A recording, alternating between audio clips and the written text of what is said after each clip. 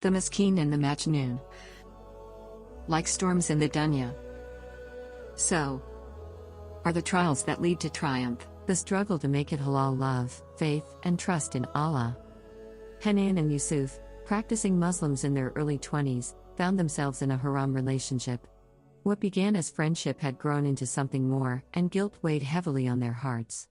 One evening, Yusuf messaged Hanan after Isha. "Yusuf, we need to talk. I want to make things right with Allah, but I feel stuck." Hanan felt the same, but their parents were adamant they were too young for marriage. Both families prioritize careers and stability over Islamic teachings. "Hanan, we should talk to our parents.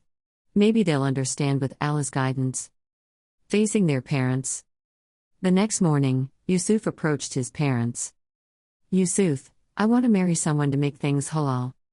His mother froze. "Mother, marry? You're too young. Finish your degree, get a job, then think about marriage." "Father, marriage can wait. Focus on building your future." Hanan faced similar resistance from her family. "Father, you're naive. Marriage is a big responsibility." Hanan recalled the Quranic verse.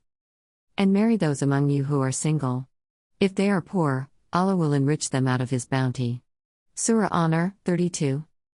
"Hanan, but isn't it better to marry and protect our deen than risk falling into haram?" Her father sighed. "It's not about Islam, it's about being practical." Seeking guidance. Defeated, they sought advice from their local imam. "Imam, your desire to make this halal is praiseworthy. The Prophet ﷺ said, 'Whoever among you can marry should marry, because it helps lower the gaze and guard modesty.'" Bukhari and Muslim.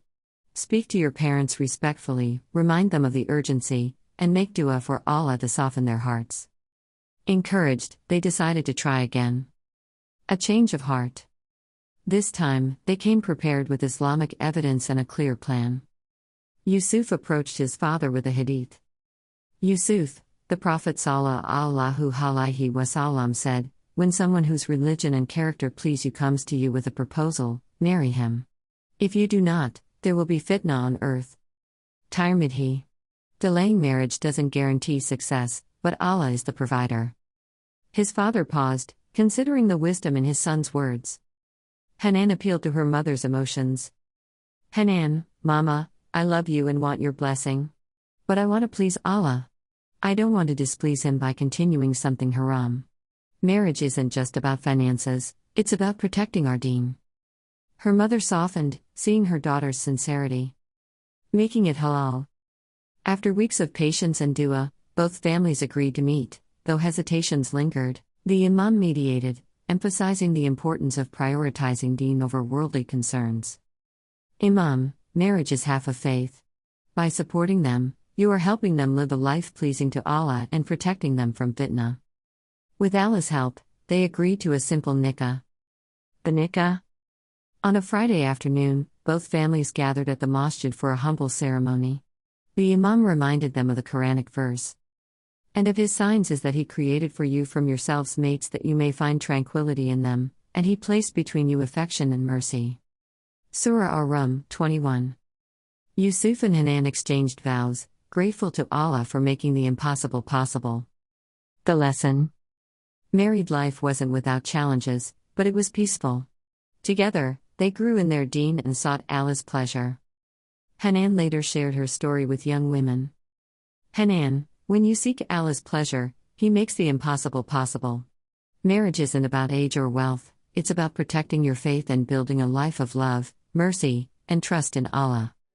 Moral of the story. Let young couples marry if they are ready for the responsibility. Marriage prevents haram relationships and protects deen. Trust in Allah's promise to provide for those who marry for His sake. Parents should prioritize Islamic teachings over societal norms to ensure their children's success in this life and the hereafter. May Allah guide us to make choices that please Him. Ameen.